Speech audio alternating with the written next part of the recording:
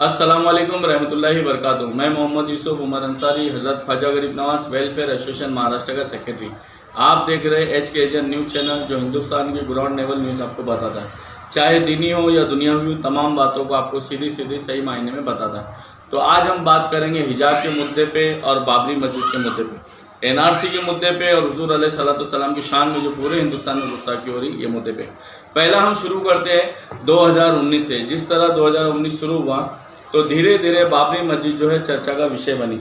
बाबरी मस्जिद जैसे ही चर्चा का विषय बनी, 2019 के आसपास इलेक्शन भी चल रहा था, ये सारी बात आप लोगों को पता है। तो आखिरकार क्यों 2019 में जो है बाबरी मस्जिद चर्चा का विषय बनी। दोस्तों और बुजुर्गों, ये बात गहरी है, ये बात आपको कोई भी नहीं बताएगा कि मुसलमान कौम की कितनी बड़ी लापरवाही है और जिसका नतीजा हम पूरे हिंदुस्तानी मुसलमान भुगत रहे। चाहे वो बड़ी बड़ी तहरीकें हो, तंजीमीन हो, बड़े बड़े कायदीन हो, बड़े बड़े पीर साहब हो या बड़े किसी मस्जिद के उलमा हो, इनकी लापरवाही का नतीजा पूरी कौम हिंदुस्तान में मुस्लिम भुगत रही। बात करते हैं हम बाबरी मस्जिद के मसले पे। सबसे पहली बात, बाबरी मस्जिद का मसला जो है 9 अक्टूबर, आपको सभी को याद होगा, गालिबन 10 अक्टूबर को ईद मिलादुन नबी था, जो संडे के दिन आ रहा था, और 9 अक्टूबर को सैटरडे यानी शनिचर का दिन था। शनिचर को दोपहर में 12:30-1 बजते बराबर बाबरी मस्जिद का फैसला आया। और बाबरी मस्जिद का फैसला आने के बाद कोई भी मस्जिद से एहतजाज का या किसी भी उलमा का, किसी भी पीर का, किसी भी सोशल मुस्लिम का ये बयान नहीं आया कि बाबरी मस्जिद का फैसला हमारे खिलाफ हुआ। सारे लोगों ने अपने अपने सीनों पे, छातियों पे हाथ रख के कह दिया कि सुप्रीम कोर्ट का फैसला हम मानते हैं और ये संविधान का फैसला और संविधान को हम मानते हैं कहते हुए सारे मुसलमानों ने बाबरी मस्जिद जो मुसलमानों के हाथ से चली गई, तो सीनों पे हाथ रखते हुए, सब्र खाते हुए बाबरी मस्जिद को अपने हाथों से जाने दिया। मगर ठीक बाबरी मस्जिद के 2 से 3 महीने के बाद जब NRC का मुद्दा आया, जहां मुस्लिम कौम के घर जाने का मसला आया, तो आपने देखा रहेगा पूरे हिंदुस्तान में, चाहे वो शिया हो, सुन्नी हो, देवबंदी हो, अहले हदीस हो या कोई भी फ़िरका रखने वाला हो, सारे हिंदुस्तान में मुसलमानों ने करोड़ों की तादाद में जो एहतजाज किया। एक तरफ अल्लाह का घर हमारे हाथ से चला गया, तो हमारे को ये दर्ज दिया गया कि बाबरी मस्जिद एक मसला था। अगर बाबरी मस्जिद की वजह से कई मुसलमानों की अगर जान चली जाती है तो बाबरी मस्जिद चले जाए, ये बेहतर है, मगर मुसलमानों की जान नहीं जाना चाहिए। मगर जहाँ इस कौम की खुद की घर की बात हो गई, तो सारे लोगों ने और सारी फ़िरकों की मस्जिदों ने, और मैं खुद जहाँ चेंबूर में रहता हूँ, PA लोखंडे मार्ग में, वहाँ पे तकरीबन जो है गालिबन 7 से 8 मस्जिद है, मगर 7 से 8 मस्जिद वालों ने एक साथ ज़मीन पे उतरकर एहतजाज किया। मुसलमानों ने एहतजाज किया NRC के खिलाफ कि मुसलमानों का घर हम जाने नहीं देंगे, हम इस हुकूमत के खिलाफ काम करेंगे और हुकूमत मुसलमानों के खिलाफ काम कर रही है। तो दोस्तों और बुजुर्गों, ये 2019 से लेकर 2020 तक का मसला था। एक तरफ अल्लाह का घर हमारे से चला गया, तो किसी मस्जिद में एहतजाज का ऐलान नहीं हुआ, ना किसी मस्जिद के उलमाओं ने, ना किसी पीर ने, ना सोशल मुसलमानों ने इसके खिलाफ बात की। और काम करना तो बहुत दूर की बात है, क्योंकि मुसलमान आज के ज़माने में बात बड़ी आसानी से कर देता है, मगर काम वो करता नहीं। दूसरा मसला है, जैसा कि आपको पता है, 2021 दिसंबर और नवंबर और दिसंबर के बीच में इस हरामी वसीम रिजवी नाजायज़ बाप की नाजायज़ औलाद ने हुजूर अलैहिस्सलाम की शान में गुस्ताखी करते हुए ये किताब लिखा। इस किताब का नाम मोहम्मद रखा गया, और इस किताब को 198 पेज के लिखने के बाद पूरे हिंदुस्तान में छोटी छोटी जगहों पे एहतजाज हुआ, छोटे छोटे लोगों ने एहतजाज किया। कई जगहों पे बोला कि हमारे कायदीन ने FIR कर दी है, और अभी जो है हैदराबाद से जो है वसीम रिजवी गिरफ्तार हो जाएगा। हैदराबाद के बड़े से बड़े नेता ने, हैदराबाद पुलिस कमिश्नर ने जाके पुलिस कमिश्नर में जाके FIR कर दी, अब वसीम रिजवी गिरफ्तार नहीं होगा। तो दोस्तों और बुजुर्गों, ना किसी कायद ने FIR की, ना किसी पार्टी के नेता ने FIR नहीं की, बल्कि छोटी छोटी जगहों पे एहतजाज हुआ। मुसलमानों को एक गुस्ताख के बदले में 1000 मुसलमान को रोड पे लाने के बाद बात आई गई, ख़त्म हो गई। मगर ये किताब जो है YouTube चैनल पे मौजूद है, गूगल पे मौजूद है, और कई गैर मुस्लिम के पास मौजूद है। इस किताब की खासियत है, अगर कोई कम इल्म वाला, यानी जिस मुसलमान को हुजूर अलैहिस्सलाम की सीरत, शान और हुजूर अलैहिस्सलाम का अगर बचपन नहीं मालूम रहेगा, वैसा मुसलमान अगर ये किताब पढ़ लेगा तो वो सीधे अल्फाज में काफिर हो जाएगा। और ये किताब जो है गैर मुसलमानों के बीच में जाएगी तो अल्लाह उसके रसूल के शान में वो खुद भी तौहीन कर बैठेगा। तो दोस्तों और बुजुर्गों, जब दिसंबर के महीने में जब अल्लाह उसके रसूल के शान में गुस्ताखी की किताब हुई, तो आपको क्लियर पता रहेगा कि कहीं से कोई एहतजाज नहीं होता है, ना भारत बंद होता है, ना महाराष्ट्र बंद होता है, ना कोई ऐसा मामला होता है।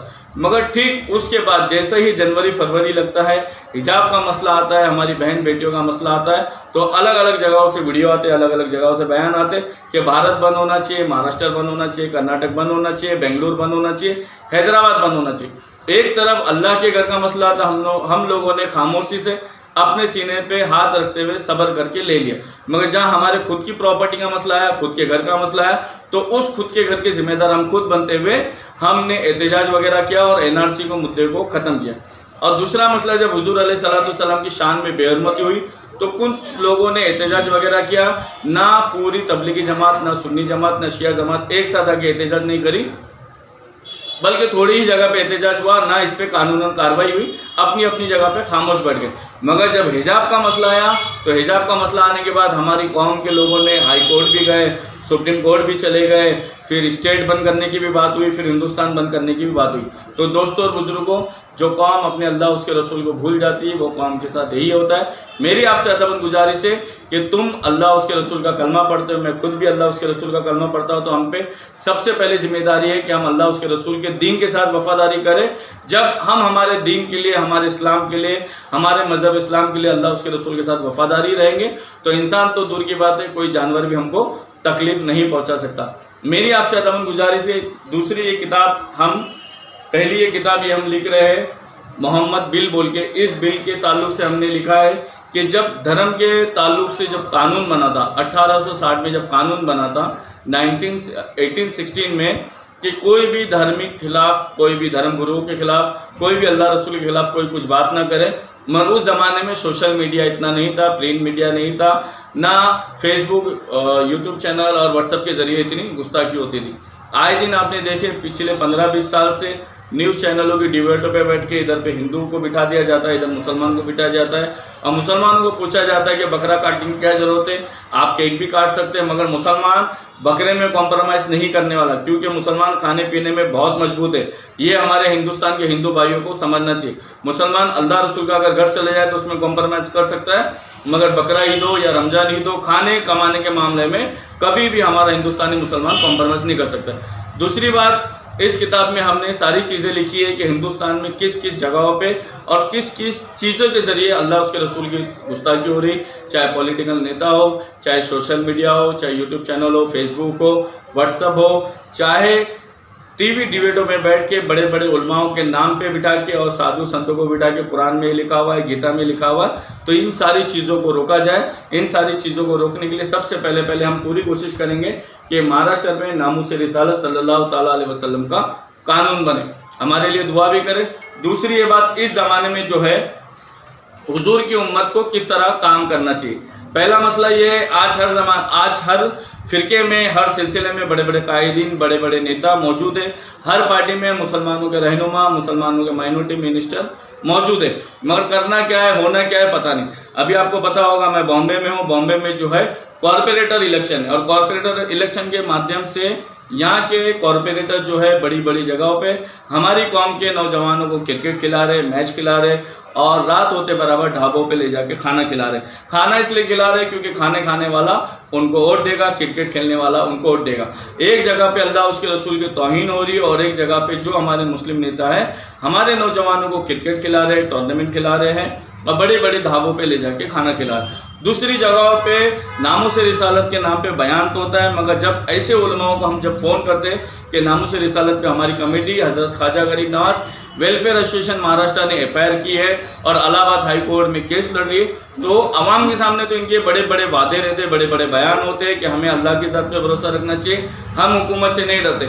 मगर प्रैक्टिकली जब ज़मीनी तौर पे हम काम करने की बात करते तो हमारा आज भी किसी उलमा का, किसी कायद का, किसी बड़े बड़े रहनुमाओं का या किसी बड़े नेता का आज भी हमारी कमेटी को सपोर्ट नहीं मिला है। मैं आपसे अदबन गुजारिश करता हूँ कि जो हमने सिग्नेचर कैंप लगाया, जो आप ये वीडियो देख रहे हैं, ये सिग्नेचर कैंप पूरे हिंदुस्तान में चलाइए, ताकि नाजायज़ बाप की नाजायज़ औलाद वसीम रिजवी हरामी पे UAPA लगे, और वसीम रिजवी के बाद यति नरसिंहानंद स्वामी पे भी हम कार्रवाई करने में आगे हो। फैसला आपके हाथ में है कि गरीब नवाज रज़ी अल्लाह तआला के नाम पे माज़ अल्लाह कहते हुए शर्म आती है कि लोगों ने अपने एक दूसरे के हाथ में चरस गांजा दिया है। फैसला आपके हाथ में है कि आला हजरत अजीम बरकत के नाम पे लोगों ने एक दूसरे को घड़ी तो पहनाई, जिस घड़ी में आला हजरत की गुंबद का फोटो है। इन लोगों के साथ में काम करना है, यह हमारी कमेटी, हम खुद खुल के काम करते हैं नामों से रिसालत के मसले में, हमारे साथ में काम करना है। मेरे लिए दुआ करें। मैं आपका दोस्त मोहम्मद यूसुफ उमर अंसारी। अस्सलाम वालेकुम।